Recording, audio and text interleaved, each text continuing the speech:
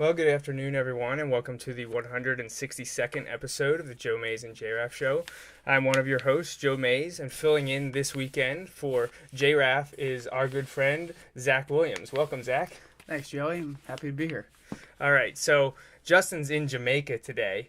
I know, sunny Jamaica, nice, probably a little bit warmer than it is here right now.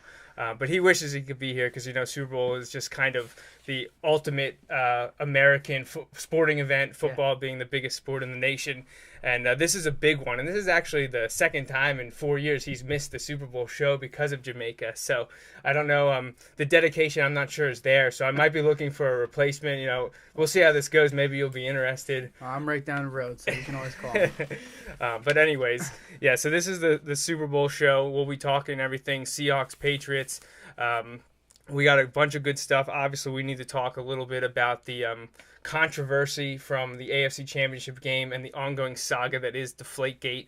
And I know a lot of my friends and family have been asking our take on it, so we get the opportunity to talk about it. I don't know how interested in the topic you are. Maybe you're already over it, but we'll dive into that shortly. But excited. It's kind of a bittersweet thing, the Super Bowl, because football is such a huge part of most people's lives, at least the ones that I associate with. Super Bowl is the highest opportunity that we get to watch people play the game that we love. No Eagles or Dolphins in it again for most of the years of our lives. We haven't gotten to see them. But this is also the end of football, essentially. So that's kind of, it's disappointing once the Lombardi Trophy comes out tonight. We know that we have to wait until next August, really, to see meaningful football again. I go through withdrawal until about free agency period, and then I start to ramp it up again. See, that's the nice thing. You really only have February and then really 2 weeks in March, and then it's free agency, then it's draft, then you're like training camp. So football really is. Eagles draft Marcus Mariota or not? It's a great topic, and draft is one of my favorite things. Working for DraftTech.com, this will be my 8th draft with them, so. We'll definitely be covering that a couple times throughout the spring, the NFL draft. I know some people probably get sick and tired of me talking about it, but it is an important aspect of a National Football League, and Justin and I will definitely talk draft on the show coming up. But the best part about the show is if there's people out there listening to us live and you feel like we're not doing a topic enough justice, or you have your own opinions, you can give us a call. You can email us. There's a bunch of ways that you can do that. And you know what? Zach's going to give that information to you right now. Yeah, if you guys would like to call in live to our show, our phone number is 530-563-6297. Again, that's 530-563-6297. All right. And we also have the Mays Sandwich Shop email inbox. You can email us at joemaysandjraff@gmail.com. Again, that's joemaysandjraff@gmail.com. If not, and you're more up into the social media, Facebook and Twitter, we have those up during the show as well. You can like our fan page on Facebook.com. Look for Joe Mays and J-Raff Show. And on Twitter at Joe Mays and J-Raff. Okay, the main event, the one and only Super Bowl. We're up to that. But before we dive into the talk about the controversy and the Super Bowl matchup, I actually do have an email from Rich M. in East Bridgewater, Massachusetts, which if you've watched the show or have been listening at all over the last few years, you know that Rich from Massachusetts is my uncle, who is a huge, huge Patriots fan. My entire family up there is.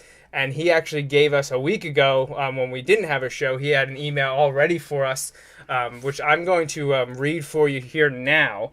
And then Zach and I will get an opportunity to maybe comment on what he says. But actually, having already read over it, most of the stuff that he talks about is stuff we were going to talk about anyways. But the email... Did he get with the snow up there? Oh, yeah. They got 33 inches. Okay. Yeah, so he's still shoveling Yeah, out. they're still shoveling with more on the way. But okay, so this one comes from Rich in Massachusetts. It's titled Deflategate. And he says, Joey and Justin, I'm sure that you wish you had a show this week after the things that are happening this week. Coming off a very high on Sunday night became an oh no on Monday morning. I started thinking about just more crap to put on my Patriots, and now not only will I have to listen to Spygate, now comes Deflategate. And I know whatever comes out of this, nobody outside of New England will believe that we didn't cheat. This is like what I hear up here about Joe Paterno. For all the good he did for his students in the school, he's still thought as a bad person. and I actually have comments on that in our outline, so it's a really good opportunity to address these things. This Saturday night, and as of today, both Belichick and Brady have said they did nothing wrong. I believe Belichick when he said he doesn't know anything about the pressure of the football and the exact process before the game. He was a lineman in college, and all he wants is for his quarterback to throw it, his wide receivers, tight ends, and sometimes tackles to catch it, and his running back to hold on to it. Brady picks out his footballs for review and doesn't see them until game time. I also believe him when he says he is so focused on the game, he uses whatever football is put in front of him. That is also the way Belichick runs his practices, changing up the footballs. I know this won't change either of your minds, but I wanted to give you my thoughts. So on to the game. So here, Rich is going to break down the Super Bowl here for us. I really wanted the Packers to win, and they should have. I completely agree with him on that. Yeah. Can't believe how many things went wrong for them to lose that game. One reason I wanted the Packers was the only Super Bowl I went to was the 96 game in New Orleans, and we lost to the Packers. I do remember that game. Mm-hmm. From your last show, I know you both are rooting for, and you definitely know who I'm rooting for. I wouldn't be so fast there, Rich. So how about a little bet? If the Patriots win, you guys have to wear a Patriots Super Bowl winning shirt on one of your shows. I will supply the shirts because I know you don't want to keep them. I'm completely okay with that because anytime someone wants to give me something for free, I'm all about that. If you win, I'll wear whatever you want on the next show that I'm invited on. As long as it's not a Speedo or anything like that, that would be too embarrassing for all of us. Maybe a Dolphins or Ravens shirt. I still root for the Eagles a little. So now on to the Super Bowl and go Patriots. Rich from Massachusetts. So that's his take. I'm sure that's a lot of Patriots fans' takes. I got sent by him and also another friend up in New England a video. I don't know if you saw it bouncing around. It was kind of a sarcastic approach of this is what all the Patriots are thinking. I think it was on like Bleacher Report or somewhere. Mm-hmm. It was basically just a stereotypical New England guy that walks up in front of, like the backdrop, the Patriots backdrop, and just addresses the situation. Right. It was a funny video, and I commented on it on Facebook from both people that sent it to me.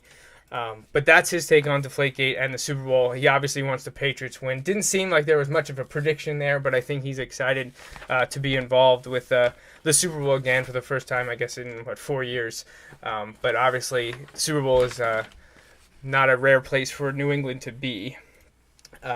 So that's the email we got. On to the first topic. I think we'll go over the controversy first and we'll kind of plow through that and maybe get that out of the way.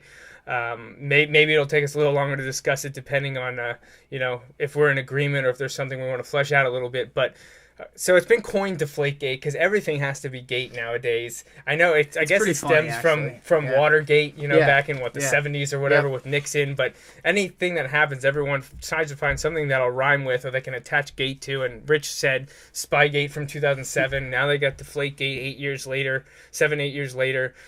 But the beginning of that, this all started pretty much, it happened during the Colts game in the AFC Championship up in New England from, 2 weeks ago. And it's just kind of accelerated, snowballed since then. Bob Kravitz of WTHR in Indianapolis is the one that broke the story, and he actually commented recently that he's getting hate mail and like the venom coming from New Englanders is ridiculous. He didn't really have any ill will against him. He said it shows how much passion because he's he's broke stories about other clubs and no, he doesn't get anything, but he just kind of shows you that he thinks that New Englanders have a lot of passion. I'm sure he wouldn't like to be getting the hate mail and hate. He says his voicemail's filled up with people yelling at him. But he broke the story saying that the Patriots balls were confiscated at halftime because the Colts reported they thought that. And there was a delay before the second half, if you noticed that. And the referees were actually swapping out the balls. Patriots were just kind of standing around for an extra minute or two before the second half started when that was addressed, I guess. Yeah, and I don't think I wasn't watching that one live. We were actually doing our show. Okay.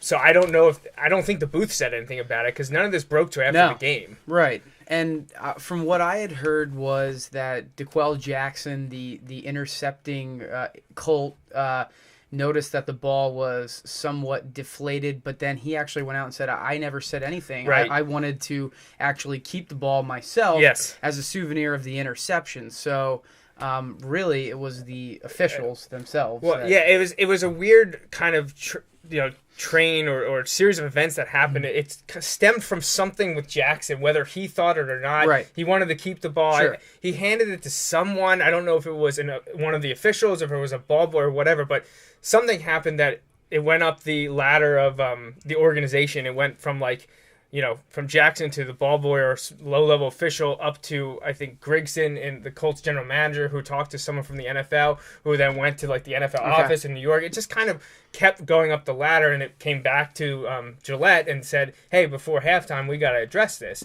Take those balls, use new balls, check how everything goes. Because the Colts are using their own football. Correct. Patriots using their own football. Yes. So it was actually a Patriots ball that he intercepted, which is what was sent to their equipment manager. The way it works is the home team has 12 balls, the away team has 12 balls. They use their own balls, and those are separate from kicking balls. Those are completely different. Okay. And then the home team actually has 12 backup balls. The anytime that Tom Brady is throwing a pass, he's using a ball, except for the Super Bowl, that's brought by the Patriots organization. And don't they actually use those the week before? Like 3 of them or something? Yeah. He's allowed to use them in practice? Right. He can just kind of get used to them. They're usually new balls every week, every other week, depending on the quarterback's preference. And that's what this all comes back to, the preference of the quarterback. And they're confiscated by the officials, I think, like around 90 minutes, 2 hours before kickoff to be tested. But then there's like, what happens with them then? And then, of course, this week there was video that someone had taken the balls into the bathroom away from the video cameras for, 90 seconds. Then we had all this stuff going on. Could you deflate footballs in that amount of time? Because that's all this comes back to. I believe the proper inflation for an NFL football is between 12.5 and 13.5 PSI. Mm-hmm. These were, I think they said 11.5 or so. Right. But apparently they didn't write down when they tested them what they were all at. So that's... If you're a giant corporation like the NFL, you have to keep track of everything. And to not have all those values is just kind of mind-boggling. Mm-hmm. But we also saw Goodell in the NFL office destroy the Spygate stuff after viewing it, not letting anyone else see it. So there's always this kind of shady area when it comes to these crises around the NFL, at least in terms of competitive advantage or disadvantage on the field. Of course, Belichick and Brady are the main focus in this, but they both deny any actions or commands to change. Belichick said he didn't really have much information about it at all. He didn't know what happened to the balls. He kind of passed it off to his quarterback. I don't want to say he threw him under the bus, but he kind of was like, that's Tom's deal, essentially. And, of course, Brady says, I did not tell anyone to do that. I guess what it all comes down to is they've lost their ability to have a benefit of the doubt because of what happened. Integrity, so to speak. Yeah. Exactly. The integrity is a big thing. The public perception is incredibly dark after Spygate in 2007, which for those of you unfamiliar, I know you all, they tape signals. Well, his teams were taping signals since 2000. Mm-hmm. So 8 seasons, 7 plus a game or 2 or whatever it was. He thought he was operating within the rules. That's what he says. And then, he got the book thrown at him. He got the highest fine you can get. The organization got a fine. They lost a draft pick, blah, blah, blah. So, and what's your opinion on it? Do you believe Belichick, Brady, the organization? What's your take on the situation? Well, let me just address Rich in saying that, believe it or not, I am a Patriots fan. I'm a diehard Eagles fan, so it will always be the Eagles. But my AFC team is the Patriots, and it's really for Brady and Belichick. I just like Brady being a late-round draft pick, and I just love what he's done over his career and Belichick as a coach. So when I listen to Belichick, my only bit of disbelief is Belichick is he's such a task manager. He knows everything what he's doing. He even went in depth saying that he scuffs the balls on purpose and does things like that in practice to give them the hardest possible situation so that when they face something in a game, they're going to be able to overcome everything. So when I hear that, it just the only thing is about him not knowing how Brady prefers a football. But then he came out and he actually clarified that he came and had a second follow-up press conference with everybody where he went more in depth about that one was really weird. Did you watch that one? Yeah, I did, and it was more about the PSI and everything and getting all their ducks in a row now. When I watched Brady though, the interesting thing he said was, I like the footballs at 12.5 PSI, which is the lowest possible amount. And, it kind of makes sense when you think about it because you want a better grip on the ball when you're playing in conditions like they are in New England. Maybe you don't want a hard, slick ball necessarily, but I do believe Brady. He just didn't come off that great in the press conference. and now he's really taken it like he's actually been hurt by this whole thing and that people are accusing him. So, in terms of where do I stand, I think I just find it hard to believe that a ball boy would act on his own accord in doing that. I mean, I know you guys were going to talk about the scientific aspect. I was going to leave that to you and Justin about the scientific aspect of the footballs deflating, just like a tire, in this 17-degree weather here. We're not where Justin is right now. So in this 17-degree weather here, like your tire, for example, can get low on pressure. So it is possible for that to happen. But I think it was like 51 degrees at game time. Yes, in that New is England. the recorded temperature. My only thing is, and Joe, you pulled up all these stats about the Patriots from 2000 to 2006 and what their record was in 2007 and 2014. Over that course of time, Brady's thrown he's thrown interceptions, he's fumbled, other teams have recovered the ball. This has never been a case or a problem before that. So I just find it hard to believe. I think this is overshadowing that the Patriots just flat out dismantled the Colts, and the Patriots really are a good team and had made great strides this year. And we should really just be focusing on the Super Bowl.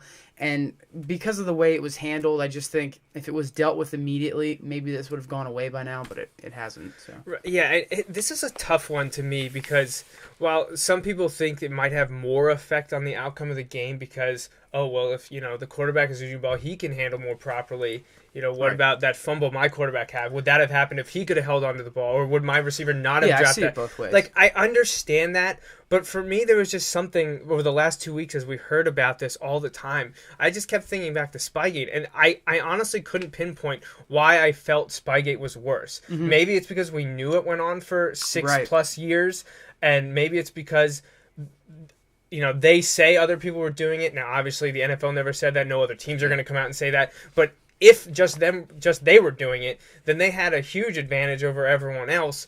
Knowing teams' defensive signals, you could know substitutions, you could know play calls. It's a huge thing.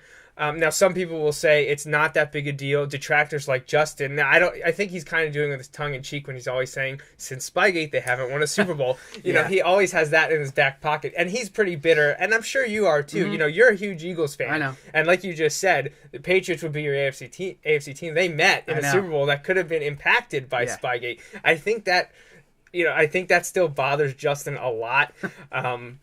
But that, it's something you'll never know. I know. But, you alluded to these stats, and I pulled these up just out of curiosity, thinking, did Spygate give them leverage? Were they doing this for a reason? Like, did it help them?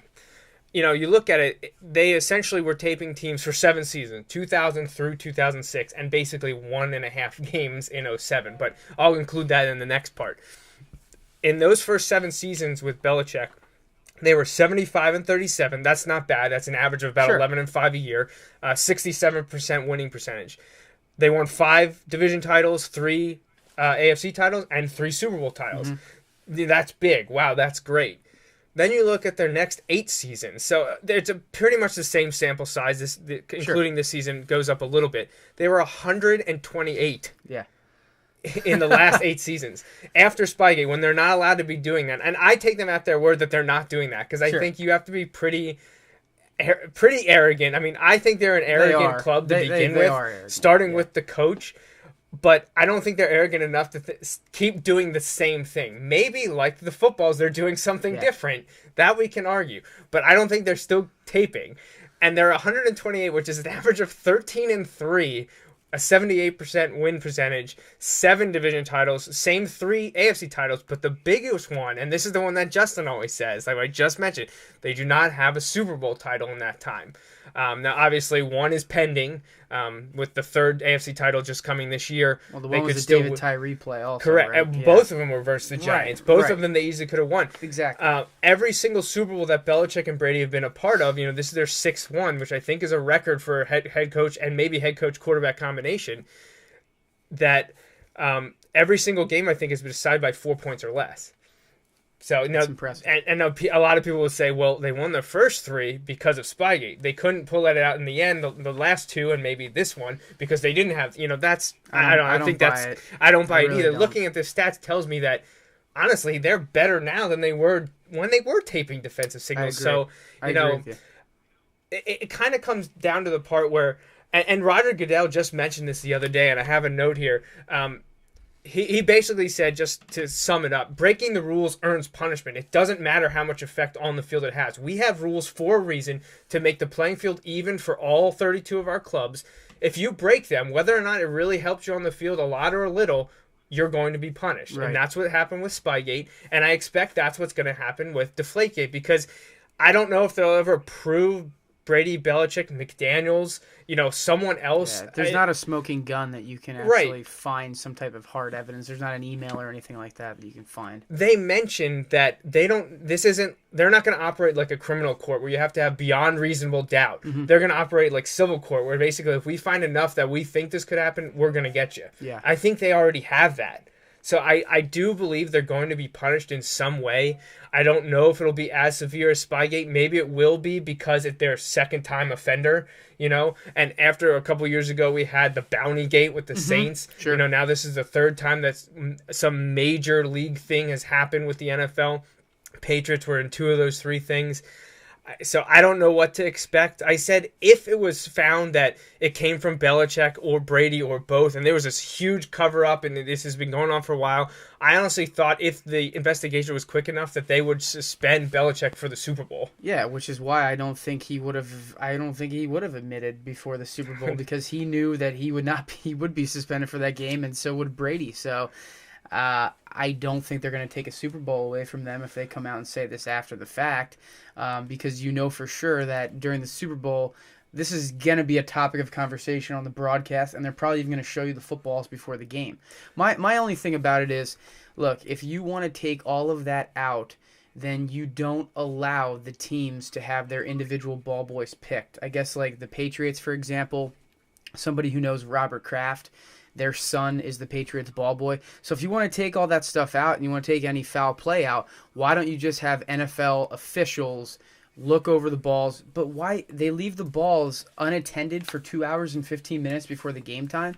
I don't understand that at all. So I think the NFL, when they go back in the offseason and look how to address this, I think there's a couple things they need to address, but I think this could have been avoided because of the NFL. I don't think they did enough. And if they're worried about the integrity of the game, there's some things they need to do to clean this up on their end as well. They should treat the balls like they are for the Super Bowl. Right. Essentially every game, if this is that big a deal. I completely agree with you. I'm not going to put all the blame on the Patriots. Maybe they're, like I said, they have this perception and attitude that they're always towing the line between legal and illegal, or they're pushing that envelope that's there. They break the rules, and it's just that arrogance. There's an arrogance to them.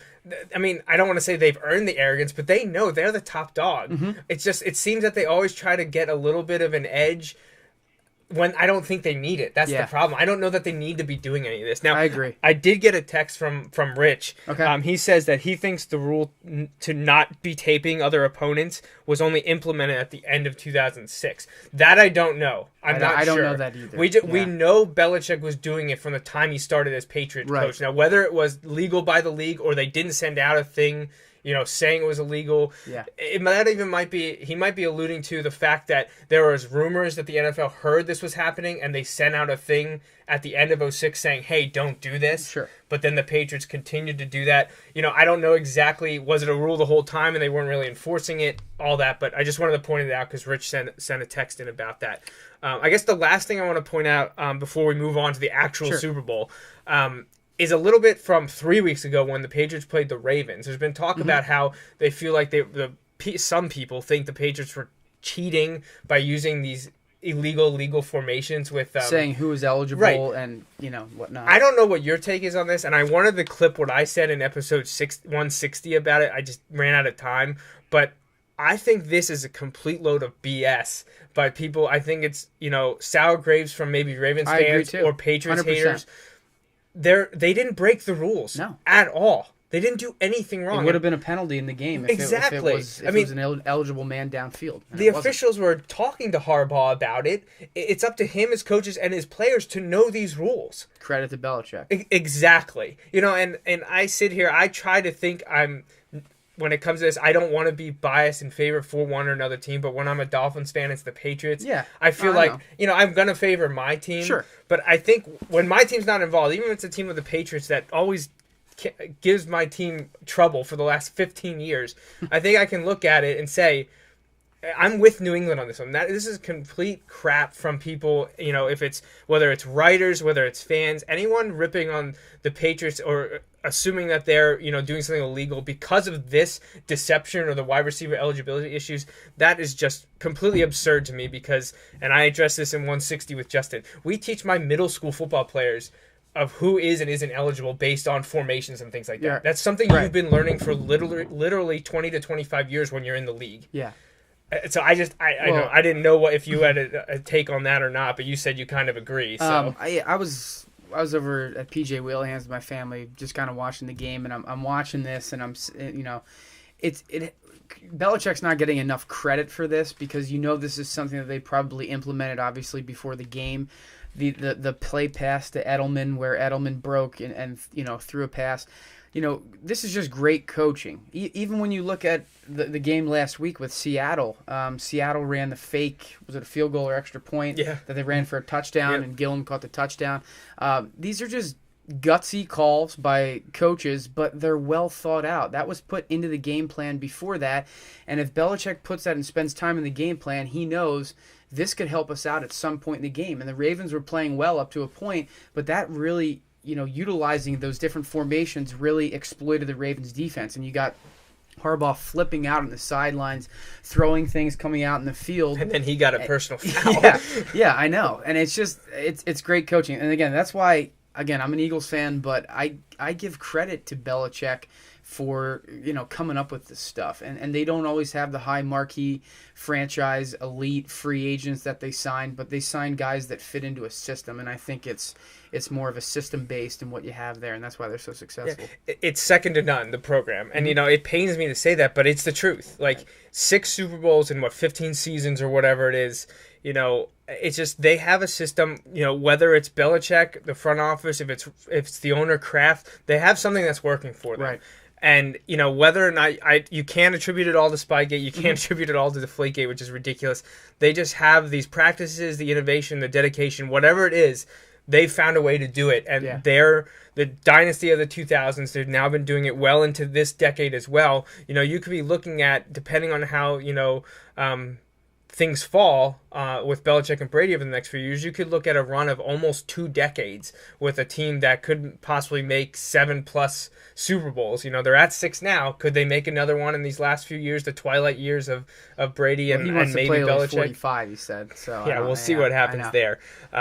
But so that's the end of the controversy. Let's get to the real game, the one that's the most important. Super Bowl 49, Super Bowl XLIX is tomorrow evening, 6:30 from Glendale, Arizona. I think University of Phoenix Stadium. Yep. The teams have been there now for almost a week. I think they got there Monday, Tuesday-ish. They've gone through all the juggernaut that is the media and all that crap. We have the NFL honors tonight where we'll find out who the players of the year and the Hall of Fame class, which is always interesting. There's always people snubbed there. But the game itself is almost here, just a little bit over a day away. Seahawks, Patriots, possibly, depending on, what your opinion was entering the year, maybe the favorites to play in this game, and here they are. Entering the playoffs, probably the favorites to play in the game, both being the 1 seeds. Where do you want to start? Do you want to look at one side of the ball? You want to look at one team first? Do you want to look at how they got here? Yeah, let's break it down by teams if we could. I'll start with Seattle. All right. I had kind of got Joey's notes on what we were trying to look at this week, and I had seen Seattle up close and personal this year because they beat the Eagles. But just some things that I was looking at Seattle, and I thought for sure Green Bay was going to win that game. I mean, I even sent my buddy Kurt Berenshausen a text, saying, I guess I'm not coming over for the Super Bowl this year because you're going to be watching the Packers, and then they went and lost. But, how do these teams get here year after year? The Seahawks were kind of fodder for the NFL for probably 20 years or so, and now they're really starting to build a perennial powerhouse. And what I did was I just took a look back at some of their draft classes since 2010, and I think Pete Carroll should get a lot of credit, the general and all the management staff for picking these players. But just listen to some of these names that I rattle off here for you. In the 2010 draft, now obviously teams that are going to be successful can't really miss on their first round picks. So they drafted with the 6th pick Russell Okung, who's a tackle. He's now a Pro Bowler. Their 14th pick was Earl Thomas, who again, The Eagles, I thought were going to draft and didn't draft. They drafted Jaquan Jarrett from Temple instead. Look how that worked out. He's not even with the team. Their 60th pick in the second round was Golden Tate, who had a great year this year, even though not with them, but with Detroit. And in the fourth round, the 133rd pick, you get Cam Chancellor, who is obviously a Pro Bowler today. Had a huge pick 6 in the Carolina game in the playoffs this year. So that's just their 2010 draft class. Just really quick, 2011, 5th round, 154th pick, Richard Sherman. 7th round pick, Malcolm Smith, who was the MVP of the Super Bowl when he had a pick 6 on Peyton, and he also had a fumble recovery. So, and then 2012, 47th pick, Bobby Wagner, 75th pick, Russell Wilson. So these are guys that they've drafted. These aren't just the upper echelon guys that you have a 70, 80% chance of hitting on. These are the guys way down in the drafts, the diamond in the rough, so to speak, that really sets a franchise up where if you don't draft well, kind of like, just from my experience with the Eagles, they are really lacking in secondary help, and some of the guys that they've drafted over the last couple of years just haven't panned out. So hitting and missing on those, I think, is something that's really vaunted. A lot of these guys were defensive guys that have helped out Seattle's defense. Yeah. So just coming from the purely a draft perspective, the Seahawks have done a great job really over the last 5 years drafting guys that have set them up to these back-to-back Super Bowl appearances. Yeah, it's funny if you look at it. Now, I don't have the info on the Patriots draft, but they had been heralded for a while as being a great drafting team, probably for the first, I'll say 8 to 10 years with Belichick being in New England, and then it kind of dropped off. But the play on the field hasn't dropped off because they found, you said diamonds in the rough. They found him in undrafted free agents. They found him in low-level, low-tier free agents from other teams. They were able to fill the gaps even when they weren't drafting at their best, at their height. They were able to fill it in. So it's interesting, the contrasting styles. Yes. One was a great drafter for almost a decade, then things kind of fell apart here and there. They still hit on some picks, but there were more misses than hits, unlike they had the first decade. Right. But they were still filling in the guys, getting great stuff out of undrafted guys, and just basically the trash of the other teams were like, we don't want this anymore. And look what they are now, 6th Super Bowl in 15 years. But yeah, you talk to Seahawks, division champions, number 1 seed, beat Carolina and Green Bay to make it there. Yeah. Back-to-back Super Bowl appearances. I think is this the first team to do that since Patriots? I think so, yeah. 03-04 season, 04-05 Super Bowls. Obviously, they beat the Broncos last year 43-8, and that wasn't even a game like that. No. I don't want that to happen. I don't want that to happen this year because last year was awful watching that game. It was over in the first quarter. The Seahawks bring this swagger and attitude, and almost all of it comes from those guys you mentioned. All those defensive guys that they found in the last 5 years, they're the leaders of that team. Because even though the big name like Marshawn Lynch, he's kind of a quirky guy. Really quirky. He's an incredible player on the field, but off the field, he's interesting to say politely. Believe it or not, though, his antics have actually got him a lot of sponsorship. Oh, absolutely. I think he's going to be all over these commercials. I saw there's one for Progressive with Kenny Mayne that he's going to be on. I don't know. I just think from him, he just wants to play. He doesn't need the media days, and he doesn't need all that stuff. He cares about his family, and that's about it. And I think this is blown out all proportion because of how accessible we are in the media today with Twitter and Facebook. I completely agree. And we could have an entire show about sports media personalities and interaction and that stuff. But, keeping focus on the game and the Seahawks here, just running down the way they performed in the regular season, you kind of see why they were here. You look at their offense, it's not too bad. All above average. They were 9th in yards per game. They were 10th in points per game.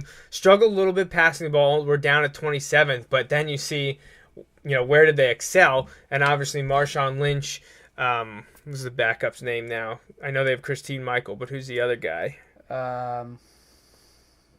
Turbin? Robert Turbin, Turbin. Yeah. Those 3 guys carrying the load. They were first in rushing yards per game. They were first in yards per carry. They had the 3rd most rushes of 20 or more yards. They had the most rushes of 40 or more yards. But while the passing yards weren't there, Russell Wilson, who I think he played every snap for them, or almost every snap, barring maybe an injury here or there, even though he was 27th in passing yards per game at just over 200, he was still the team itself with Russell Wilson and whoever may have taken a few snaps here and there. Their team quarterback rating was 8th in the league. So he was being efficient, not getting the yardage, but getting his job done. He's top 10 quarterback according to quarterback rating. One of the areas they did struggle was, believe it or not, on the offensive line. While they have some high-level picks there, you mentioned Okung and Carpenter as well, they actually were 21st in sacks allowed. They had some issues protecting Russell Wilson at times, but maybe that can be attributed more to his style. Yes. I agree with you there, because he tries to make something out of nothing. So maybe some of those, not just a coverage sack, but where he should have got rid of the ball, he just thought he could make a play, and then he ended up taking a sack. I mean, when you look at this, what they're doing, I think the Patriots might put a spy on him to kind of take the running element away. If they don't value the Seattle receivers enough as potential threats, maybe they're going to put Ninkovich or somebody in there to just kind of look and be a spy. The Eagles tried to do that with Connor Barwin against him. Worked to limited success, right. But Wilson just has the play pass option that I think is an added dimension that the Patriots are going to have to try and deal with. Yeah, it's interesting you mentioned the spy, because that seems the way most teams want to attack teams like the Seahawks, 49ers, and to some extent my Dolphins with the read option plays that they have. No one runs it better than Russell Wilson and the Seahawks. But we actually saw a little bit with Andrew Luck, and the Colts will try to do it from time to time. And the Patriots played them twice this year. And each time the Patriots had different game plans for Andrew Luck and the Colts offense. And it was a different type of spy each time. So it'll be interesting to see if the Patriots go to one of the ones they used before, if they come up with a third, completely different scheme that maybe Seattle hasn't seen in the first, 18 games that the Patriots have played. 22 if you count the preseason stuff. So, if I'm a betting man, I'm thinking Belichick and his coaches have something else in store that the Seahawks and that offense haven't seen yet. 2 weeks to prepare. Oh, absolutely. So they're going to throw a wrinkle in somewhere. But now, we mentioned the Seahawks above average, maybe even top 10 on offense when it all comes down to it, mostly because of rushing. They tend to prefer to run to the center or right side. They ran a lot. I think it was like 525 rushes this year. Only 8% of those got negative yardage. So they're a pretty strong rushing team, and 16% of their runs went for 10 or more yards. That's insane. It's a pretty high percentage.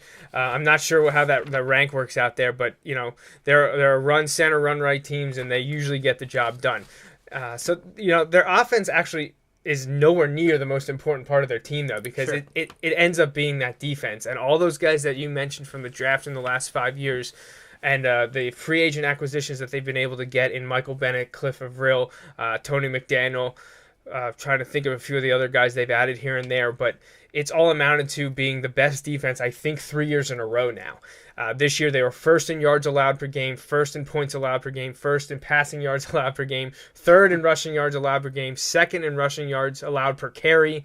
They were fifth in allowing a team's quarterback rating was all the way down at 80.4. The one place that they weren't the best at is sacking the quarterback, but the pressure was there. Yes. And the deflected passes and the tips were all there. So you're not going to see that in that stat, exactly. But... Because actually Michael Bennett and Cliff Avril, I have it up here. Let me pull it up. If you've ever been to a site now, it's a premium site that you pay for, but with my work through Draft Tech, I have access to it called ProFootballFocus.com. They break down every snap of every play and rate players. Avril and Bennett, the Seahawks defensive ends, were ranked, let's see where I have it here, 2nd and 13th this year in the entire league. And now those are 4-3 defensive ends, not the same thing as a 3-4 defense, but you have basically 2 of the top 15 defensive ends on your team. Even if they're not getting the sack numbers, they're doing their job against the run and forcing pressure. Being disruptive. Even if they're not getting the number that everyone focuses on in sacks.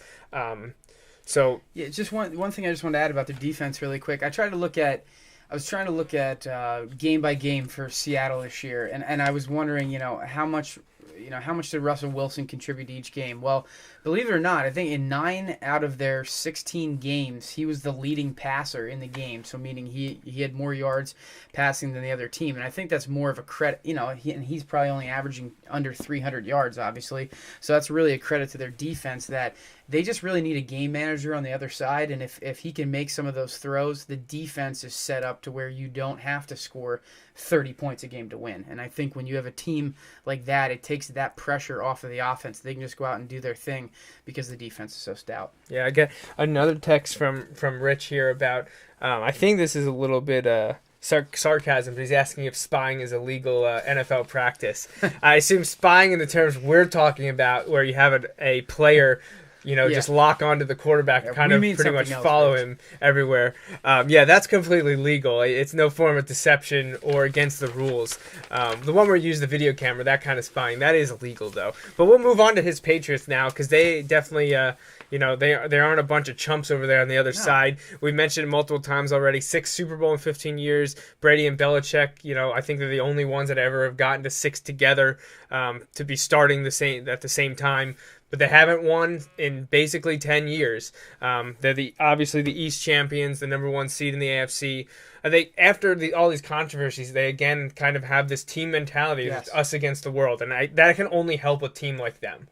Yeah, I also want to add, this is the trickiest team to draft any fantasy players from besides Gronkowski, and Brady, really, if you think about it, because you draft Vereen and then he doesn't, then they have Jonas Gray and then they get LeGarrette Blount, and it's like, it's one thing after another. But I want to go back to, I think it's more of their system. You plug in these guys, Julian Edelman, Danny Amendola, who's the rookie guy, Matthew Slater.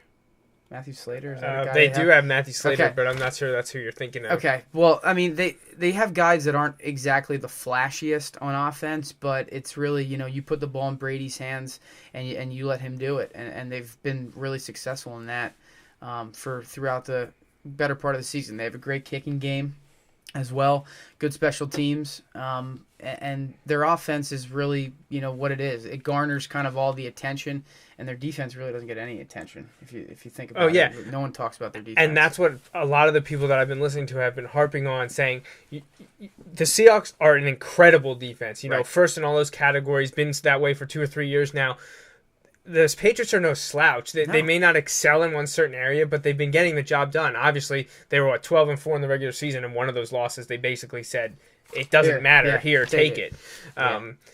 But you look at their stats listed on the page, you can tell they're not first in anything. No, they're not last in anything, and for the most part, they're not even average or below in anything. They're all in they're all in the place you want to be, basically in the top 12 in almost everything across the board. Right. And there's not one position that you can really point out and say, if we take away this, that ends it. Notwithstanding the quarterback, because obviously you take away the quarterback, then you don't have anything. But, if you try to shut down the running game, they'll beat you with the pass. If you try to shut down the passing game, they've won with the running game. Right. They have an underrated offensive line. They were 5th in sacks allowed. So they give Brady enough protection, at least they have during the regular season. And we just said, Seahawks haven't been great at sacking the quarterback. So could that possibly be a point where if Brady gets the time, could that be one of the focal points of the game? If Brady's not sacked, I would think the Patriots should win. If Brady is untouched, I think that's a Patriots win, regardless of what happens in Patriots D versus Seahawks O. If the Patriots offense can beat the Seahawks defense because Brady has the time, I think it's a Patriots win. Yeah. And that'll also put the rest of this whole Deflategate. If the Patriots come out and take care of business here, hopefully this thing will be put to bed. Yeah, one of the things that I thought was interesting was these teams, at least the Patriots didn't play too many close games during the season, mostly because they have a prolific offense and a defense that was able to take advantage at some times. But the Seahawks played some closer games than I thought I know they struggled at the beginning of the year. So a lot of people expect this to be a close game with the history that, these both teams seem to be evenly matched. Belichick's, all those Super Bowls we said have all been within 4 points. The Seahawks don't usually blow people out of the water. Patriots don't ever get blown out of the water. If this comes down to special teams,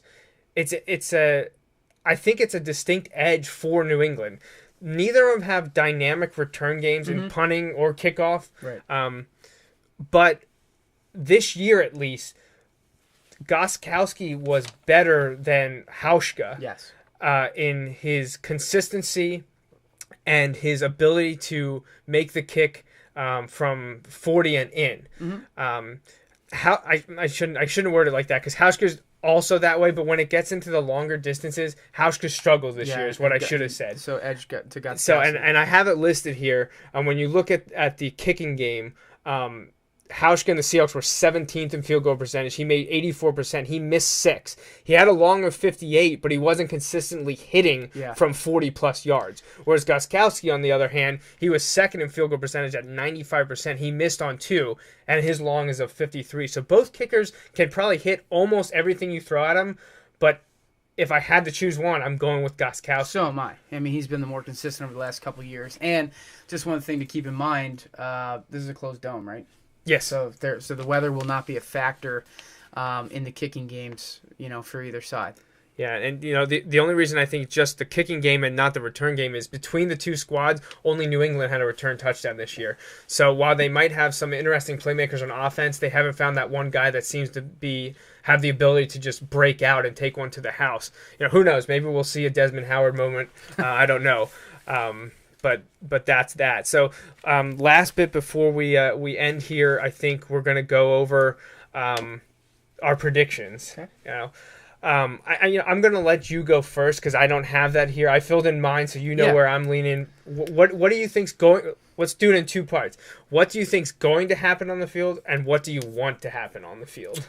Well, I'll start with wanting. I do want the Patriots to win. I predict the Patriots to win 27-20 would be my pick. I don't think it's going to be a game in the 30s, but I think there definitely will be some offense or defensive plays made on both teams. And listen, I've watched New England, throughout the regular season, but pretty much all through the playoffs. I just think if they're able to contain Russell Wilson, they will win this game. Yeah, and I'm actually in complete agreement with you 100%. I have the Patriots winning this game, and when I was working on this over the last week, I thought that was actually not the popular opinion. I thought most people thought the Seahawks were going to win and wanted the Seahawks to win. Yeah.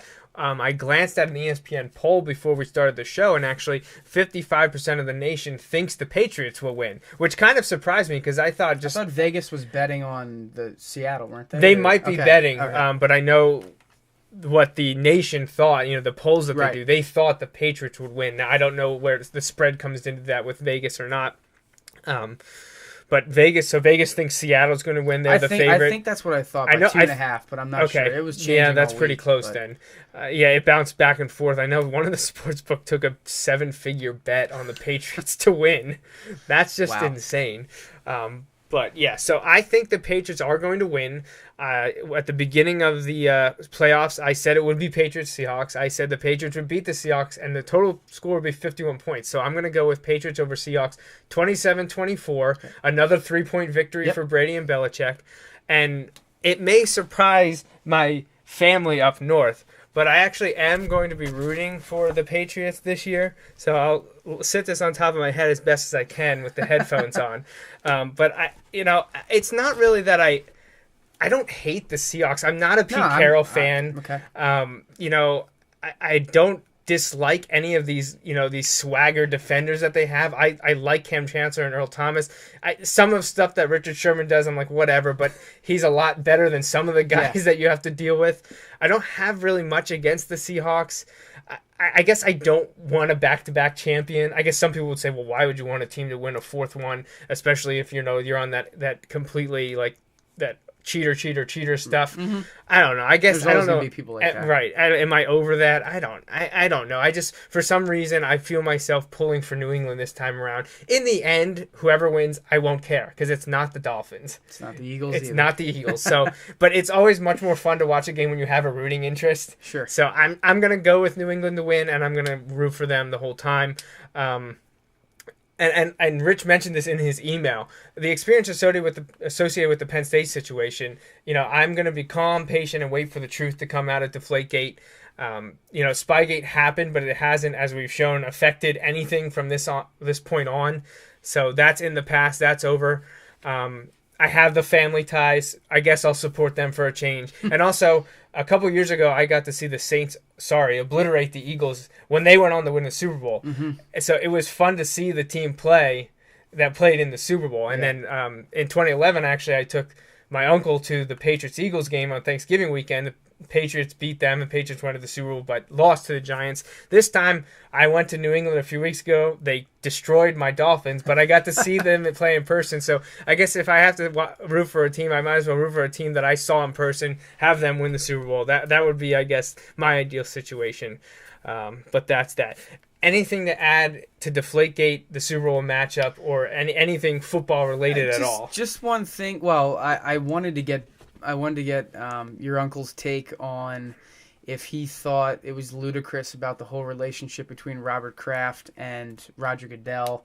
I've been hearing things about that, so I'm sure that probably made his blood boil. But just really quick, even with the Super Bowl, even if your teams aren't in it, Joey and my teams are not in it, you can still watch the game. It's going to be a competitive game, but you could even have some fun with your family members. You could, make some kind of wager as to who you think is going to score the first touchdown. There's a lot of different prop bets that you can look at on the internet. Yeah, just to see what's going to happen in the game, just to kind of make the watching more interesting. And who knows, we might get a snowstorm this weekend too. So could have an extended vacation. Wonderful. I just can't wait for that to happen again. We'll see what happens with the snow. I've been, at one point I was hearing 8 to 12, then it was 6 to 10, then it was 3 to 6. Now I have no idea. It bounces all around. I don't think they know. I have a degree in it, and I'm not ever sure. I said this to someone the other day on Facebook on an article someone posted about these crazy things that happen with the weather, that other than maybe predicting where a tornado is going to happen, specifically, predicting snow is one of the hardest things to do because there's so many elements that come into. Just last week when we had that big one that destroyed my family up in New England, like I said, 33 inches where they live. And, we got it a dusting. We got 2 inches through those two storms, or the one storm that got bigger as it moved up the coast. But difference of 50 miles could mean, 3 inches or 30 inches. It's crazy, and it's a difficult thing to do. But we're supposed to get hit again tomorrow into Monday, so we'll see what happens. On the next episode of the Joe Mays and J-Raff show, I think J-Raff will be back. It will be next Sunday, February 8th. We will recap everything from the 24 NFL season, from the preseason stuff all the way through tomorrow's Super Bowl, and we will revisit and take accountability for our crappy preseason picks. They weren't that awful. We hit on a few things, and like everyone does, we missed on a few others, and we'll go back and take some, I'm sure, some humble pie for some of the stuff we thought would happen, but did not. So shout out to Justin for enjoying his time in Jamaica and a safe trip back for the Wilson High School contingent that is traveling tomorrow evening.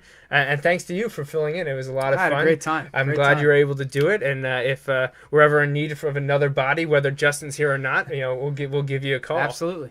All right. Anything from you? Anything to add? No. All right. That's it. Awesome. And thanks for joining us. That wraps up the 162nd episode of the Joe Mays and J-Raff show. We hope you tune in every Sunday evening at 6:30 for our take on sports. Until next time, I'm Zack Williams. And I'm Joe Mays. Thanks for listening.